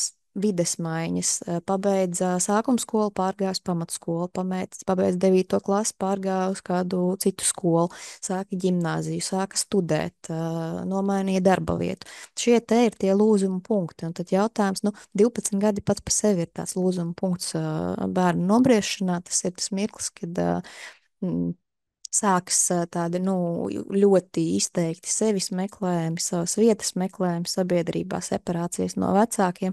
Tas ir jau tā grūts un juceklīgs posms, un ja vēl tur fonā ir bijis UDHS, ko līdz šim varēja maskēt un hiperkompensēt, tad tagad uz visas tās gūzmas, kas ir jauni pienākumi un kas būtu jāizdara fona, viņi vienkārši kristalizējās un lien ārā. Tu pieskāries tēmai par to, ka tajā brīdī, kad runā ar vecākiem, ļoti bieži var saprast, ka arī viņiem ir šis te UDHS, no kura viņi ir izauguši, un arī paši vecāki mēdz teikt, ka mēs ar viņiem runājam, ka jā, tagad atskatoties atpakaļ, viņi saprot, ka viņiem arī bērnībā tā bija, un arī kā viņi izauga, un viss viņiem ir kārtībā, un viņiem neviens medikamentus nedeva, un tā, tad jautājums ir sekojošs. Vai bērnam, kuram šobrīd ir grūtības, un grūtības tajā pakāpē, kad viņam šis medikaments ir jāsaņem, lai viņš varētu smuki funkcionēt, piemēram, skolas vidē. Ja viņam tas netiks dots vai kādā īsākā vai ilgākā laikā, tas viņam var būt palīdzoši, vai tam tieši var būt kaut kādas negatīvas sekas, ka viņam, piemēram, pusauģu vecumā nāk kaut kāda depresija virsū vai kaut kas, kas viņam varētu nākt, piemēram, klāt. Te mums ir jādomā mazliet kā UDHS cilvēkam, ka mums jau ir svarīgi te un tagad. Tas, ka bērnam ir grūtības te un tagad, mums ir par to jādomā tajā mirklī. Tas, ka var būt pēc gadiem viņš kļūs par politiķi un viss atrisināsies, jā, bet par kādu cenu? Un ja bērnam ir grūti pielāgoties, grūti koncentrēties, ja viņš sāk aiziet trauksmēs, paškaitējumos, depresijās no tā, ka viņš vienkārši netiek galā ar savu UDHS, tad, ir tā vērts pieslēgties speciālistiem un ir tā vērts lietot medikamentus un sevišķi zinot, ka medikamentiem ir tiešām labi rādītāji UDHS ārstēšanā. Un medikamenti ātri iedarbojas un ātri arī iziet, viņiem nav nekāds uzkrājošais efekts. Tad, ir jāsaprot, ka šeit mēs runājam par bērnu te un tagad, un bērnam tā palīdzība ir nepieciešama te un tagad. Un kas būs pēc gadiem, varbūt viņš būs, kā es teicu, viss būs fantastiski, varbūt nebūs. Vai ir vērts uzņemties šo te risku un spēlēt krievu ruleti? Diez vai. Bet, ja, Es varu? Labi, Bet, labi. ja vecāks saka, ka bērnam tas netraucē, un bērns arī, viņam liekas, ka viņam netraucē, viņam viss ir labi, viņš kaitina klases biedrus, viņš dara viņiem pāri, viņš dezorganizē klases darbu, piemēram, mācību stundu laikā, bet viņam pašam tas neliekas traucējoši, tad kā tajā brīdī? Jā, un te mēs arī pieslēdzamies tam, ka bērns būtībā par saviem traucējumiem aizdomājas tikai tajā mirklī, kad viņš saprot, ka kaut kas nav, ka kaut kā viņš atšķirās un kad rāmjos ir jātiek iekšā. Ja bērnam šāda pieredze nav, tad šie te traucējumi arī netiek uztverti kā traucējumi. Tas ir viņa vienkārši ētriskās eksistences formāts, un viņš tā arī eksistē. Bet tomēr ir jāatcerās, ka mēs esam sabiedriskas būtnes, mēs dzīvojam sabiedrībā, mēs dzīvojam ar citiem cilvēkiem, mums ir arī jāsadzīvo ar citiem cilvēkiem, un ja bērns dara pāri citiem bērniem, tad tas ir jautājums par to, kāpēc viņš tā dara, vai tas ir UDHS, vai tas ir kaut kas ir mājās, varbūt tas ir ģimenes modelis, ko viņi redz ikdienā.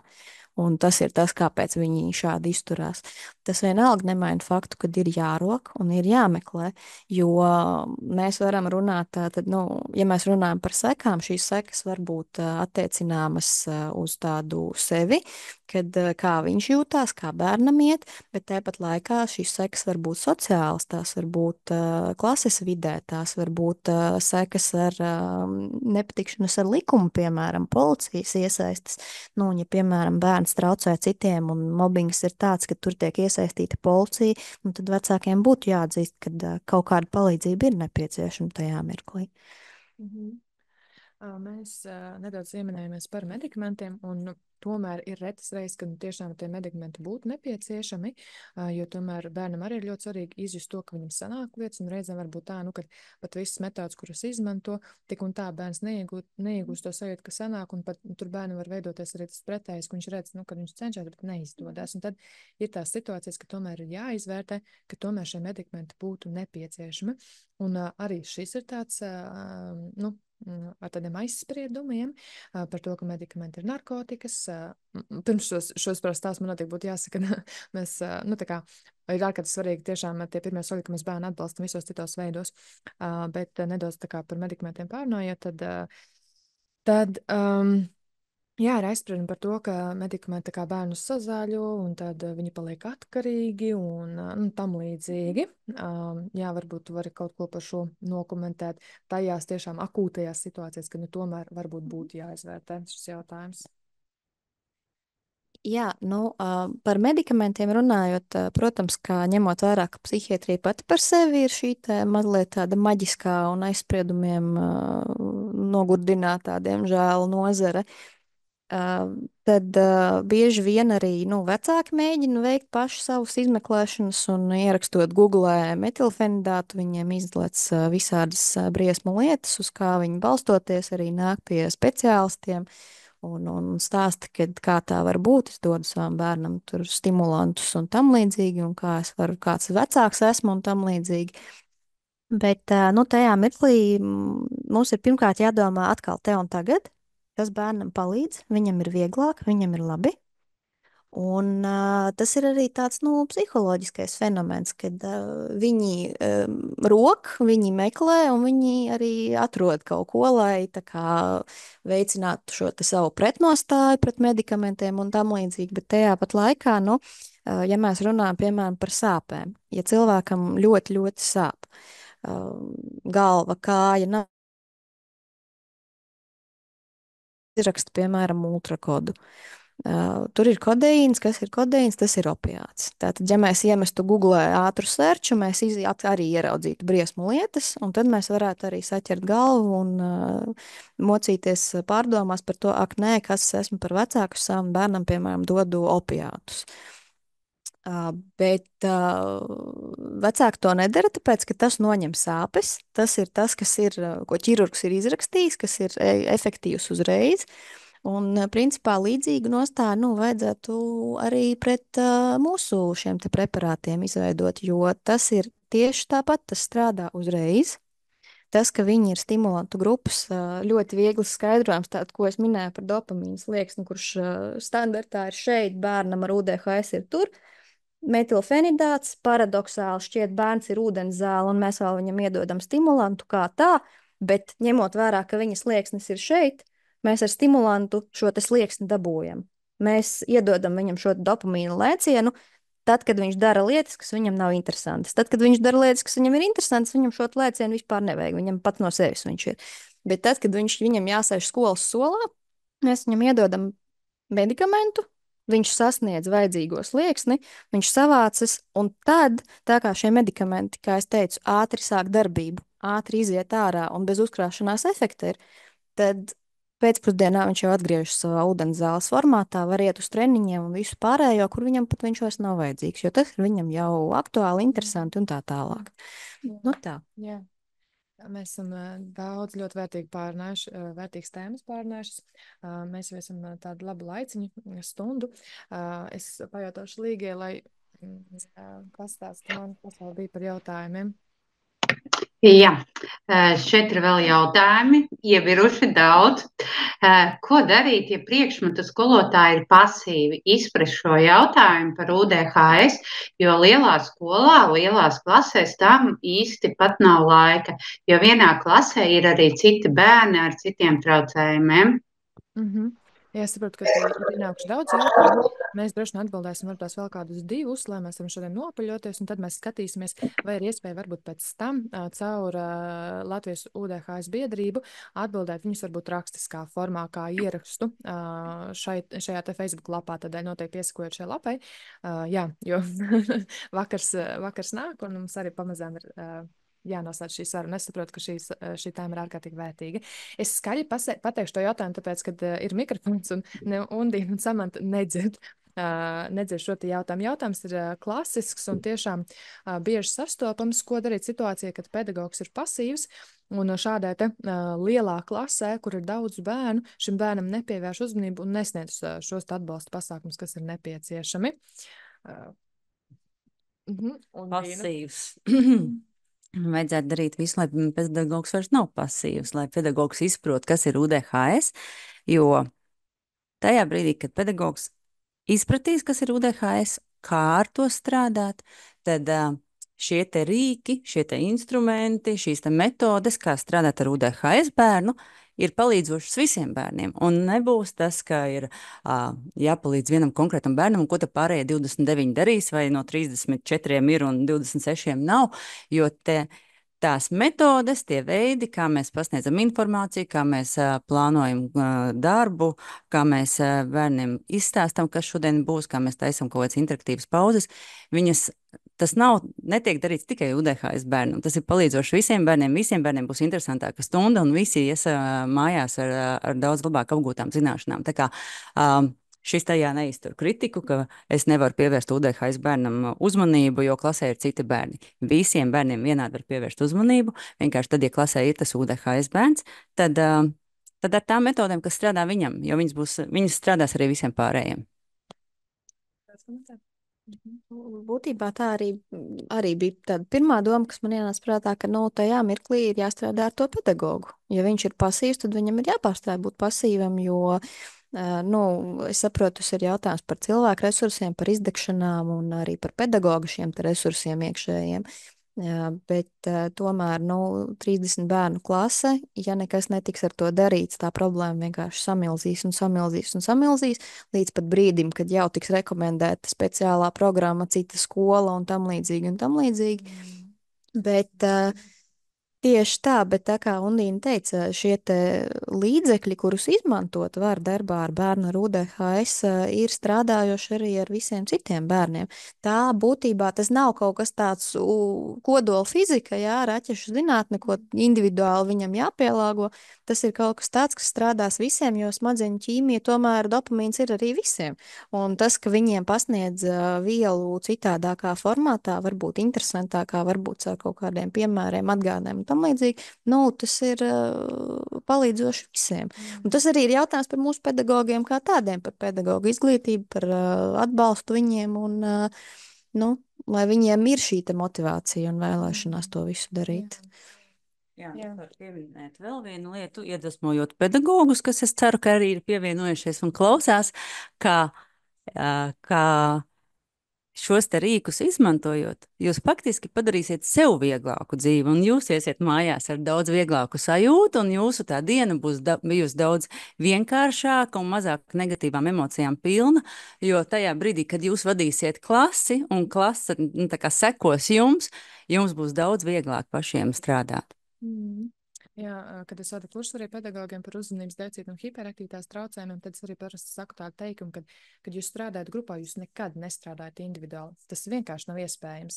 Kad jūs strādājat ar vienu bērnu, Pēteri, Māri, Annu, vienalga, kur visi jūs redz, un tāpēc tas ir tik efektīvi, ja jūs iemācāties tās pieejas, kas ir pieejamas bērniem ar uzmanības deficītu un hiperaktivitātes traucējumiem, un kā tai pievēršat viņam uzmanību, visi to redz, visiem ceļās pašvērtējums, jo viņi redz, šī skolotāja ir riktīgi forši, redz, kā viņi tādi iedvesmojuši, kā viņa šādi te atbildēja, un līdz ar to arī citiem bērniem ir krietni vienkāršāk, viņi ir atvērtāk, un tas darbs kopumā veicās krietni efektīvāk. Es bieži dzirdu, ka skolotāji nevēlas apmeklēt apmācības vai nevēlas interesēties par uzmanības deficītu un hiperaktivitātes traucējumiem tieši tāpēc, ka viņiem šķiet, ka būs vēl lielāks sloks, kur vēl jau pie visiem uzdevumiem, kas skolotājiem ir jādara, vēl tagad mācīties, kā ar individuāli šo vienu bērnu strādāt. Bet, kad strādā ar bērnu, pirmkārt, jūs strādājat grupā, kad jūs strādājat ar bērnu, kuram ir uzmanības deficīta un hiperaktivitātes traucējumi, tās pieejas strādā visiem bērniem, visai grupai, un patiesi atvieglo jūsu arī darbu ikdienu. Jā, Līga, nākamais jautājums. Jā, esmu lasījusi kopsavilkumu par pētījumu ASV, ka UDHS bērniem attīstība un nobriešana aizkavējas par 30%. Tātad 6 gados bērns ir 4 gadnieku līmenī. Kāds ir jūsu viedoklis? Tātad jautājums par šo klasisko diagrammu, kad mēs redzam, ka bērnam chronoloģiskais vecums, piemēram, ir 8 gadi, bet tad viņa šīs vadības funkcijas ir, tā kā atpaliek par 3 gadiem. Kāds ir komentārs par šo? Komentārs par šo, ka ja bērnam tiešām 8 gadu vecumā funkcijas atbilst 5 gadu vecumam, jebkurā gadījumā ir tāds, ka ir jāvērš pie speciālista, jo tas ir jau tāds ievērojams rops, jo parasti šeit ir tieši šie attīstības lēcieni, tieši otrādāk, bērni mācās lasīt, skaitīt un viss ātri iet uz priekšu. Ja bērns 1. klasē tātad atbilst 5-gadīga bērna līmenim, tad ir jāmeklē palīdzība pilnīgi noteikti. Vai tas būs jautājums par sociopedagoģisku nolaistību, vai tas būs jautājums par garīgās attīstības īpatnībām, varbūt traucējumiem kādiem, tas jau tad būs speciālista kompetencē noteikti, kā bērnam palīdzēt, jo šajā gadījumā noteikti bērnam ir jāsāk palīdzēt. Vai tā būs programma, vai tie būs kādi individuālai plāni, vai tie būs medikamenti. Tas ir noteikti jāvēršās pie speciālista. Tā var būt epilepsija, tie var būt psihiatrā jautājumi, kompetences, jā, bet ir jāiet pie ārsta. Runāt par šo pētījumu, tad es varu vienkārši nokomentēt, ka šie pētījumi, kuri tiek veikti uz bērniem, par bērniem, kuriem ir uzmanības deficīta un hiperaktivitātes traucējumi tieši par vadības funkcijām, tieši konkrēti šis pētījums, es neesmu lasījis šo pētījumu, bet līdzīgus pētījumus, viņi parasti tiek veikti dabiskā vidē, kur bērnam nav bijušas intervences. Līdz ar to, protams, ka mēs redzam, ka viņam it kā šīs vadības funkcijas nestrādā, jo tāpēc, ka viņam nav atbalsta, bet tiklīdz mēs sniedzam šo atbalstu, kas bērnam ir nepieciešams, mēs redzam, ka viņš funkcionē tieši tāpat kā visi citi bērni. Tas vienkārši klasiskais piemērs, ja mums ir brilles, vai ne, mēs nesakam tā kā liest tās brilles nos, kāpēc tev viņas ir vajadzīgas. Un līdz ar to bērniem, kuriem ir uzmanības deficīta un hiperaktivitātes traucējumi, viņiem ir daudz dažādas šīs pieejas, kas palīdz viņiem parādīt to savu potenciālu, savu gudrību, lai viņi būtu arī tajā vidē un attīstītos. Te īstenībā arī piebildu mazliet arī uz iepriekšējo jautājumu par to pedagoga darbu ar klasi un tam līdzīgi, kad tad, kad pedagogs darbojās ar šo te UDHS bērnu un ar visu klasi šādā formātā, tad tas lielā mērā palīdz arī bērna sociālajām funkcijām, jo pēkšņi visiem skolas biedriem atklājās, ka Justīna var būt pilnīgi citādāk, ka viņu interesē tur, nezinu, kaut kāda kodēšana un vēl kaut kas, un ka var viņiem paverāt pilnīgi cits tas bērns tajā mirklī, un tas bērnam arī dod uzreiz to sociālo punktu klāt, ka viņš komunicē, viņam rodās draugi, domu biedri, un, nu jā, par tām vadības funkcijām, ka tā tad tās vides, kā es teicu, sociopedagoģiskā nolaistība, mums ir jāskatās, kur tas, nu, no kurienes aug kājas tajā mirklī. Jā, un es varu piebilst arī klāt, ka Gēte jau kādreiz ir teicis, ka mācās no tā, kuru mīl, un tas tiešām attiecās uz skolotājiem un UDHS bērniem, jo UDHS bērni ļoti bieži, mans novērojums ir tāds, ka viņi mācās par prieku skolotājiem. Ja viņi redz, ka viņi no skolotāja saņem komplimentus, ja viņi redz, ka skolotājs, nu, tā kā viņas uzslavē un tā, viņi tiešām ir gatavi cītīgi, centīgi strādāt, lai iepriecinātu skolotāju un lai saņemtu šo te atgriezenisko saiti pozitīvo, jo pie tā, ka viņi ir slikti, ka viņiem kaut kas neizdodas, ka viņi ir skaļāki, ātrāki un tā tālāk, un visādus pārmetumus viņi ir pieraduši dzirdēt jau no 1,5–2 gadu vecuma, un ar to viņus vairs nevar pārsteigt, bet tajā brīdī, kad viņiem sāk teikt šos te labos vārdus, šos te komplimentus, tad viņi kļūst ļoti, ļoti, ļoti centīgi. Jā, Līga, vēl viens jautājums. Es domāju, vēl 2 jautājumus, tad šodien mēs noslēgsim. Jā, pirmkārt, paldies par diskusiju no Elīnas. Kā integrēt bērnu ar UDHT pirmsskolā, tā lai nenodara pāri citiem bērniem, ja emociju un impulsu kontrolas trūkumu dēļ ir agresīvs pret citiem. Sevišķi tāpēc, ka pirmsskolas pēdējos gados bērni nesaprot, kāpēc kāds viņiem pēkšņi sit vai uz viņu kliedz bez viņam acīm redzama iemesla. Arī bieži izskatās jautājums, kā integrēt bērnu skolā, kuram ir uzmanības deficīta un hiperaktivitātes traucējumi, un tāpēc, ka viņam ir vāja impulsu kontrole, viņam ir arī šīs te emocionālās, spēcīgas emocijas, un rezultātā veidos agresija, un ka mūsdienās, piemēram, citi bērni nesaprot, kāpēc šis bērns ir agresīvs, sit un dara pāri. Brīvais mikrofons. Šajā mirklī mēs tieši tā mēs runājam par emociju atpazīšanu un emociju pašregulāciju, un tādā gadījumā tas arī ir tas, ar ko ir jāstrādā. Tātad bērnam ir vai nu jāapmeklē KBT speciālists, vai tās būs smilšu terapijas, mākslas, mūzikas, drāmas terapijas, bet viņam ir jāsāk lēnītēm gremot šīs savas emocijas un meklēt alternatīvu veidi, kā šo savu agresīvu izpaust, jo par dusmām, tad dusmas arī ir vēl viena no stigmatizētajām emocijām, par kurām mājās nerunā. Dusmas ir sliktas, dusmoties nevajag, dusmoties nedrīkst. Uz meitenēm nedrīkst dusmoties, uz māmu vienmēr sakot, ne uz vienu dusmoties nedrīkst, bet tāpat laikā dusmas ir ļoti dabiska sajūta, kuras, tā ir mūsu pamata tāda tiesība dusmoties, un tas ir pilnīgi normāli, ka mēs esam dusmīgi. Vienīgi jautājums ir par to, kā mēs šīs dusmas izpaužam, vai tas ir formāts, kurš ir sabiedrībai pieņemams, vai tas ir formāts, kuru varbūt nav bijusi iespēja mums iemācīties citus formātus, un tā ir, piemēram, šī te agresija pret sevi vai pret citiem. Tātad šajā gadījumā, ar to bērnu vienkārši ir jādarbojās, viņam ir jāparāda citi formāti, kā ar dusmām strādāt, jo iespējams, ka viņš savā dzīvē nav redzējis šos citus formātus, ko darīt ar dusmām. Un es vēl piebildīšu no manas puses, ka es domāju, ka tas ir arī darbs ar klasi, jo ļoti bieži ir tā, ka pārējie bērni pamana, ka šim te bērnam ir vāja tā impulsu kontrole, un tad, ja viņiem nav tāds jauks kolektīvs izveidots, ja viņi nav draudzīgi, tad var sākties no citiem bērniem tieši speciāli šī te bērna ķircināšana. Un tajā brīdī, protams, viņam tas pašvērtējums vēl vairāk grūst, un katru reizi, kad viņš izdara šo te savu impulsivitāti vai ko viņš atkal saņem no skolotājas pārmetumus, viņš saņem kritiku, viņa pašvērtējums atkal krītās, un tas ir tāds nebeidzamais aplis, tāpēc jā, integrējot bērnu ar UDHS, ir jāstrādā ne tikai ar viņu un viņa emocijām un viņu impulsiem, bet arī ar visu pārējo klasi. Un iespējams, ka tur ir darbs skolas psihologam vai sociālam pedagogam, kad arī tiem pārējiem pateikt, ka, hei, nu, ja jūs zinat, ka viņam ir tā, tad varbūt, ka mēs varam viņam palīdzēt un vienkārši speciāli apzināti viņu nekaitināt.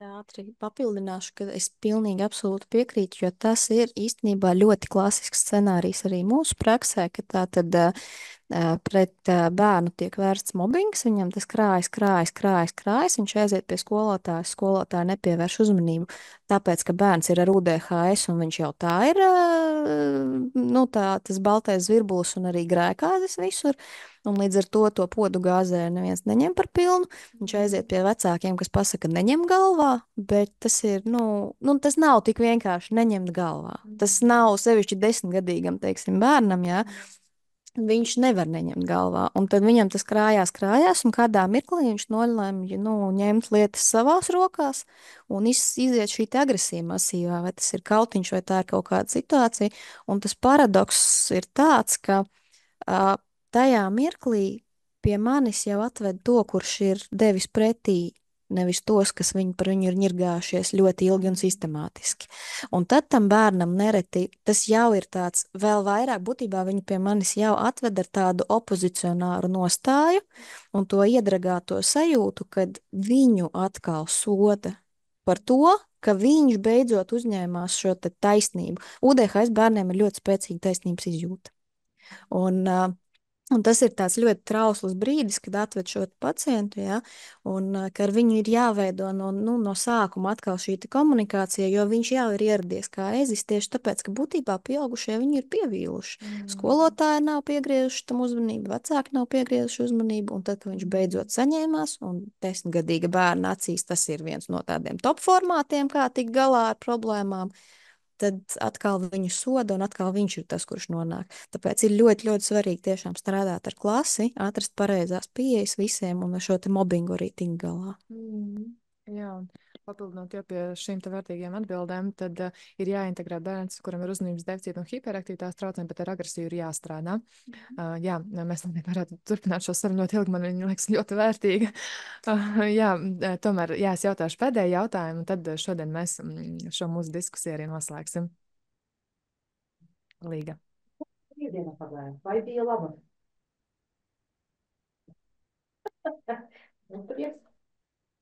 Prieks dzirdēt. Diena, klausoties, es jums zvanu sakarā ar to mūsu mīļo foršo puiku.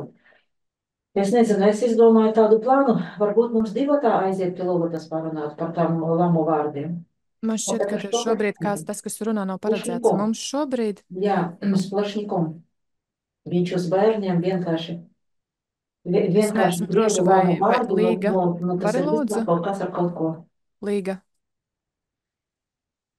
Tas noteikti nebija. Kāda vēl situācija?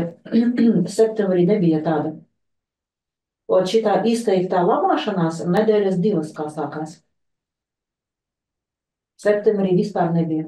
Nebija tāda, lai viņš atklāti bērns kaut ko drusku viņam pieskaras. Kristīne Kononova, lūdzu, atslēdzīt mikrofonu. Kristīne. Jā, paldies. Līga. Un tādiem lamu vārdiem pilnīgi... Tā, es tūlīt pieslēgšos, atvainojos mums te. Es no savas puses izskās, ka laikam Līgai arī ir kaut kas gadījies, bet tā tūlīt satvēršu, paskatīšos mūsu visus klātesošos. Jā, tā. Jo es domāju, vot šitais, ka vot visi šitie... Tā. Nu tā, es paskatīšos pēdējo jautājumu, šķiet, ka Līgai ir arī ja trīks, es varbūt uzdošu to, ko es rakstīju. Tas ir jauns jautājums? Nē, tas ir tas, kas tenī ailītē es jau rakstīju, vai trīks tas teikšu? Mēs atbildējām uz šo jautājumu? Labi, klausos. Mans jautājums bija par šī te UDHS bērna iesaisti, teiksim, aktivitātēs, vienalga vai sporta vai cita veida aktivitātēs, kā tad viņš labāk uzvedās, teiksim, sportā, tā ka viņš ir komandā un viņam ar to ir labāk ērtāk justies, vai tad, kad viņš ir kādā individuālā sporta veidā, vai tāpat tās arī citās nodarbēs, vai viņš ir kopā ar citiem bariņā, vai viņš ir individuāli, kā viņš labāk uzvedās tad. Jā, jautājums par to, kā bērnu integrēt tieši darbā, vai tas ir, piemēram, sporta stundās, vai, piemēram, arī nodarbības laikā, vai labāk, kad viņš strādā individuāli, vai tomēr grupā.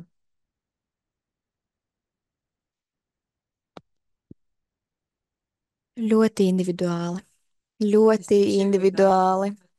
Tas ir, principā, jāmēģina un jāskatās, kas šim bērnam konkrēti ir piemērots, jo ir bērni, kuri fantastiski savācas komandā tieši, kur ir viņu vienaudži, un ir bērni, kuriem komandas galīgi neiet cauri, gan emociju regulācijas jautājumu dēļ, šīs te agresijas dažādas un tam līdzīgi varbūt, šie bērni arī ir dažādi, un tas, kā viņi tiek galā ar savām sajūtām un kā viņi integrējās sabiedrībā, arī lielā mērā temperaments, audzināšana, dažādi apstākļi to nosaka. Līdz ar to ir bērni, kuriem komanda aizies uz urā, bet ir bērni, kuri savāksies tikai tad, kad būs individuāls treniņš, vai tas būs ar baseins ar treneri, vai tas būs judo, kur it kā ir vairāki bērni iesaistīti, bet vienalga tas jau ir tāds individuālāks sporta veids, vai arī tā būs jāšana ar zirgu, kur viņa partneris ir šis 700 kg dzīvnieks, kurš piespiež savākties, un ir treneris laukumā, vai tā būs paukošanās un tā tālāk. Tas ir ļoti individuāli atkarīgs no bērna, viņa interesēm un viņa pārējiem šiem te faktoriem, temperamentiem, emociju regulācijas un tam līdzīgi. Paldies. Undīna ir savs komentārs arī novērojot skolā. Es varu nedaudz pateikt, ka, ja tas ir tāds tieši par akadēmiskajām zināšanām, uz akadēmiskām zināšanām balstīta, piemēram, stunda, tad noteikti vairāk strādās individuāls viņam darbs, ka viņam tiks iedota viņam atsevišķa grāmata, viņam darba lapas, iespējams, ka viņam būs arī tās sieniņas mēs nodrošinām, lai nebūtu ārējie kairinājumi. Jā, Simona var aiziet pakaļ paņemt. Jā. Un tiešām tā, ka viņam tā vide apkārt ir tāda ļoti, ļoti mierīga, klase ir klusa, mēs izslēdzam viņam apkārt esošos ārējos kairinājumus, un viņš ļoti smuki individuāli var apgūt akadēmiskās zināšanas. Bet ir nepieciešams, bērnam skolā nav jāapgūst tikai akadēmiskās zināšanas, viņam ir jāapgūst arī sociālās prasmes. Jā, šis tad ir tas paliknis, kas tiek uzlikts uz galda. Bērns sēž šeit priekšā, un apkārt viņam nav, tātad viņš paceļot acis, domājot par uzdevumu, kas viņam ir jāveic, viņu nenovērš šie te Samantas iepriekš teiktais, ka rektor Pēterīts iet uz veikalu, un pusstunda no darba jau ir pagājusi, kamēr mēs domājam par to, ka Pēterīts iet uz veikalu un kontroldarbs nav uzrakstīts. Tātad, jā, tas ir par tādiem, bet sociālās prasmes arī ir jāapgūst, un viņas nevar apgūt nekādā citādāk kā darot, un tāpēc noteikti ir jāveido stundas arī, kur viņi strādā komandās, iespējams, ka ir jādomā par to, kādas ir klases savstarpējās attiecības, un jāliek šis bērns komandā ar bērnu, kas viņu netrigerē, kurš spēj ļoti labi izprast otra bērna emocijas un tiešām būt palīdzošs viņam tajā brīdī, jo ir jārēķinās ar to, ka ir tā impulsivitāte, un ja kāds visu laiku ar īlenu baksta, tad kādā brīdī tas sprādziens būs. Tas ir tāds pedagoga darbs, un tāpēc es atkal aicinu pedagogus iziet papildus apmācības un izprast, jo tajā brīdī, kad izprot, tas nav sarežģīti. Jā, tad šos arī noslēgšu mūsu šodienas diskusiju, kas, manuprāt, bija ļoti vērtīga, ļoti daudzpusīgi padziļināta ar ārkārtīgi nozīmīgu informāciju, gan arī Samanta, ko dalījies no savas psihiatra puses, kā arī Undīne, strādājot skolā un arī vadot ikdienās skolas darbu un skolotājus. Jautājumi, kas ir ienākušies, tiešām pamanīju, ka ir ārkārtīgi daudz. Es skatīšos, vai mēs caur Latvijas UDHS biedrību varam mēģināt atbildēt tik pa laikam uz kādu jautājumu, ar cerību varbūt tās arī kādu Samantai nosūtot, ja ir iespējams, ņemot vērā mūsu pašu laika resursus. Jā, ja rodas kāds jautājums, jūs droši varat rakstīt uz Latvijas UDHS biedrību, un jā, mēs mēģināsim jums palīdzēt saprast, ko var darīt. kā arī visiem, kuriem ir šis jautājums saistīts, droši varat noklausīties arī manu kursu, kur es vadu par uzmanības deficītu un hiperaktivitātes traucējumiem. Tur es stāstu par visu to, ko darīt klasē, kādā veidā un kā iegūt sev to enerģiju, nevis ar nokārtām rokām iet ārā no klases, jo tiešām ir tās metodas, kas strādā, un ja jūs šīs metodas izmantojat, tad jūs arī redzat, vai šis strādā vai nē, un pēc tam jau var teikt, vai tā ir problēma vai nav. Jā, liels paldies jums visām un visiem, kas klausījās. Tiekamies citās sarunās. Jā, teikšu jums ar labvakaru. Tā.